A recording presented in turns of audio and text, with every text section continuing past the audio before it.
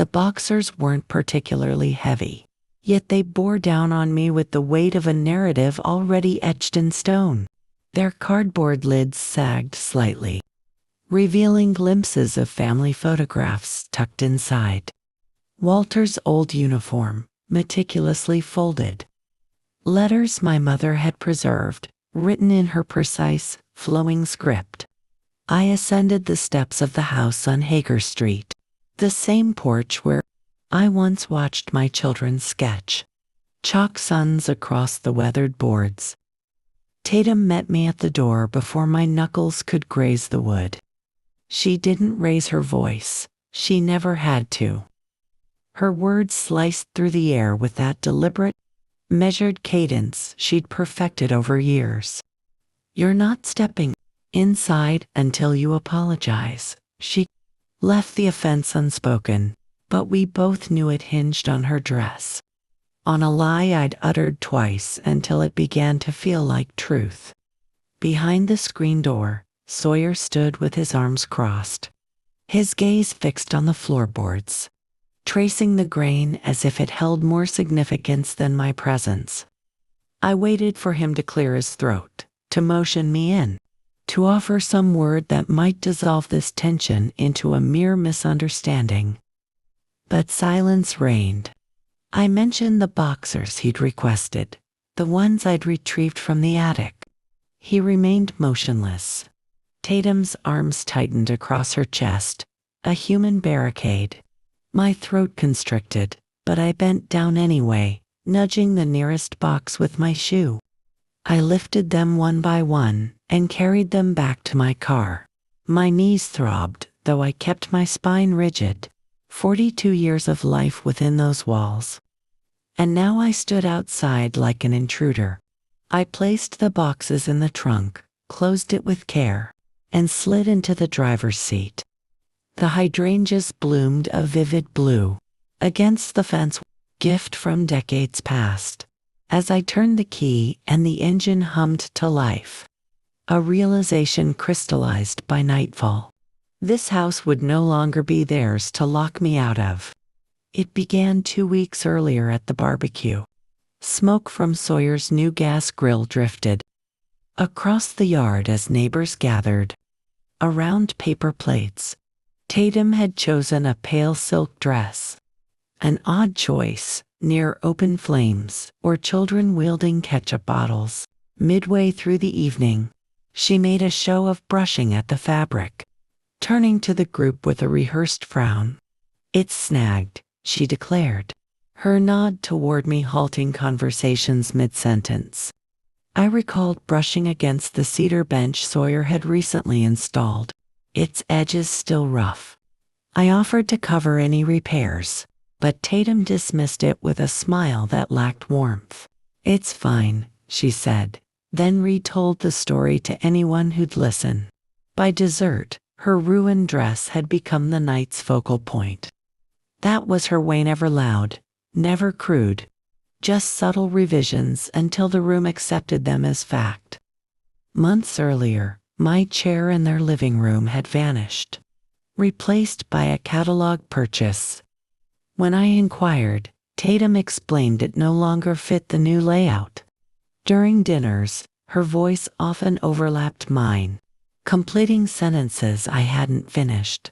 The dress incident became the excuse she needed, a small fiction polished into a public truth. Now, it stood as a condition for my return. Proof I was the source of their discord, the reason Sawyer avoided my eyes. I drove away from that porch with the memory echoing louder than their silence, knowing I had to reclaim the papers, still bearing my name. The house was still when I returned, a silence heavy with memory rather than peace. I set the boxes on the kitchen table, the same table Walter had sanded by hand when we first moved in.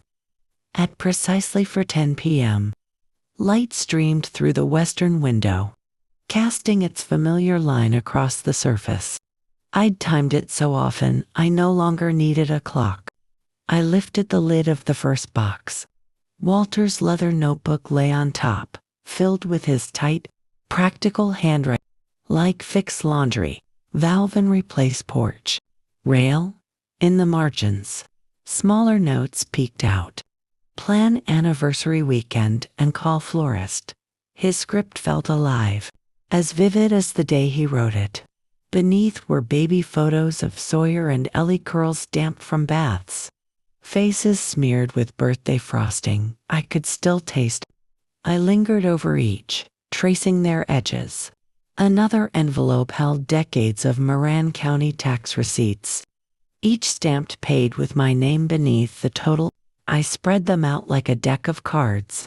At the box's base lay the deed, executed after Walter's funeral when Sawyer insisted it would simplify things. I hadn't argued then, too weary and raw. But tucked within was the clause Walter had insisted on: life use. Reserved to Miriam Conincade. My right to live, occupy, and decide. I dialed Evan Cho at the bank, my voice steady. He walked me through the language with patience. Your share is yours, Mrs. Conincade. That clause gives you control. If you choose to sell, you can. His tone held no surprise. He recommended a lawyer on Court Street. Marcia Marshbell, a specialist in property transfers. After hanging up, I sat motionless. The grief of Walter's sudden departure, leaving the kitchen table mid-soup, and never returning pressed in.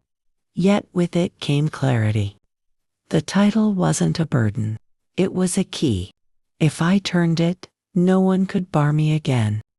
The next morning, I gathered the file and walked to Marcia's office. Overlooking Court Street, her blinds half drawn against the late summer glare. She read the deed with the care of someone who'd seen families fracture over property. Her glasses slid down her nose as she traced Walter's life use clause. Your son can dispute the price, she said evenly, but the sale is yours to authorize. This clause secures it. I placed the envelope of receipts on her desk. Evidence of my name and signature across 40 years. She reviewed them slowly, nodded, and stacked them neatly. You've carried this house, she added quietly. The record makes that clear. I carried the papers home and laid them on the dining table. The kitchen still carried the faint scent of blueberry pie from the night before. But the sweetness no longer masked the bitterness. I dialed Ruth's recommended broker, Harper Lell. Her voice was brisk, yet warm as I explained the situation. Holding Walter's notebook in one hand, she listened without interrupting, then asked, do you want visibility or speed? I replied, no spectacle. We agreed on a discreet, thorough, private showing. Harper promised to bring a trusted inspector familiar with 1980s homes. She'd walk the rooms herself before listing. After the call, I stood at the window. The hydrangeas swayed in the breeze, their colors striking against the weathered fence. The plan was no longer abstract. It had form, momentum. By week's end, it would move without me.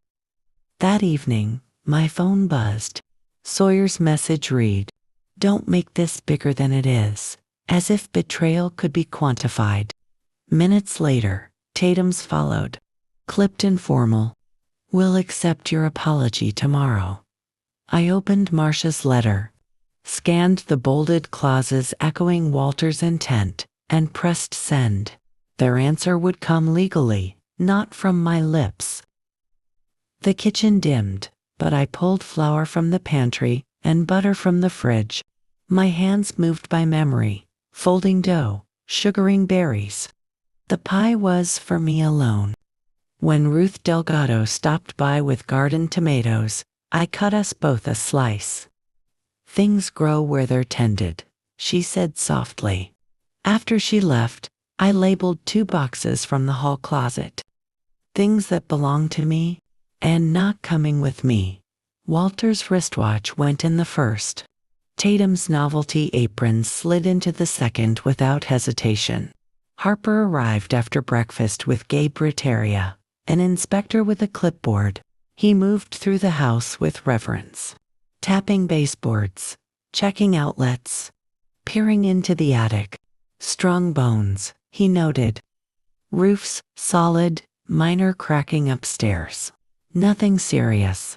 Whoever buys this will have something worth keeping. I followed, more observer than host, listening as Harper nodded. Outside, she paused beneath the hydrangeas. I may already have the right buyers, she said. Caleb and Nora Dunn, from Oregon, recently back from Arizona. They lost their only son 2 years ago and seek a house with history. Her tone suggested destiny. I nodded, unable to speak. That afternoon, Marcia's email arrived. With an additional document attachment, a scanned letter in Walter's handwriting. A side agreement from the title change granted me unilateral authority to sell under hardship or untenable. Sawyer's ability to obstruct had been nullified years ago, though we'd forgotten. I read it twice, my throat tightening not with grief, but relief. Walter had safeguarded me in ways I hadn't seen. I printed it, adding it to the file. The floor beneath me felt steady. The next day, Harper brought the Dunns. Nora entered the kitchen first, her hand brushing the pantry doors, pausing on the mismatched knobs Walter had found at a garage sale. These have character, she murmured, smiling as if I'd preserved them for her. Caleb lingered by the back windows, then stepped outside, gently touching the hydrangeas. They toured without haste, treating the house as a home, not inventory. In the living room, Nora asked about the missing armchair.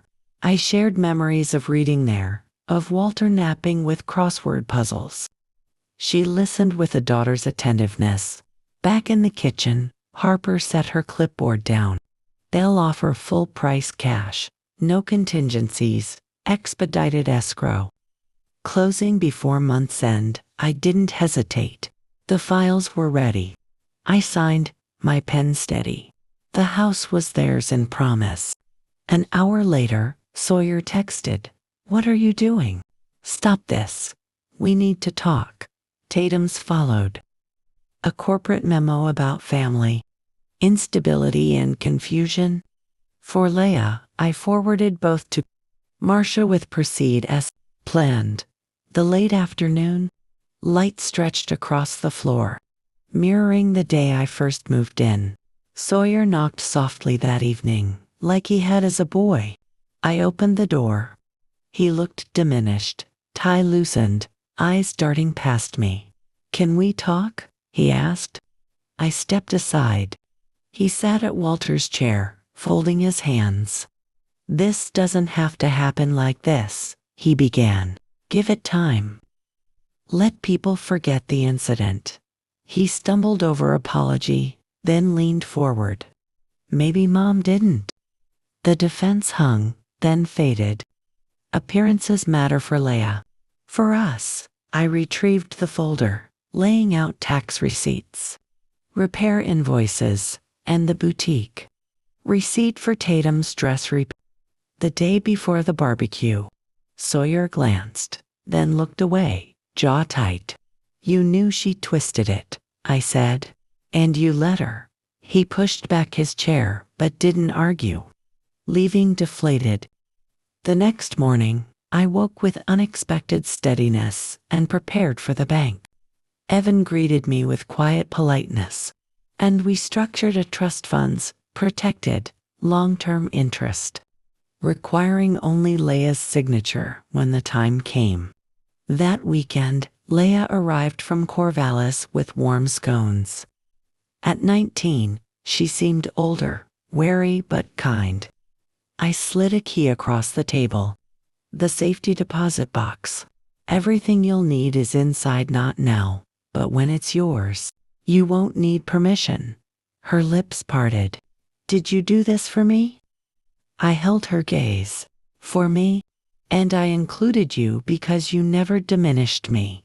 She squeezed my hand. understanding more than she let on. Marcia forwarded Tatum's final email to Sawyer's supervisor, hinting at instability. Marcia's reply threatened exposure, and the inbox fell silent. The cottage on the coast awaited. Escrow recorded mid-morning. I stood at the window, then gathered my bag. Highway 22 carried me west through autumn fields, mist gathering along pines.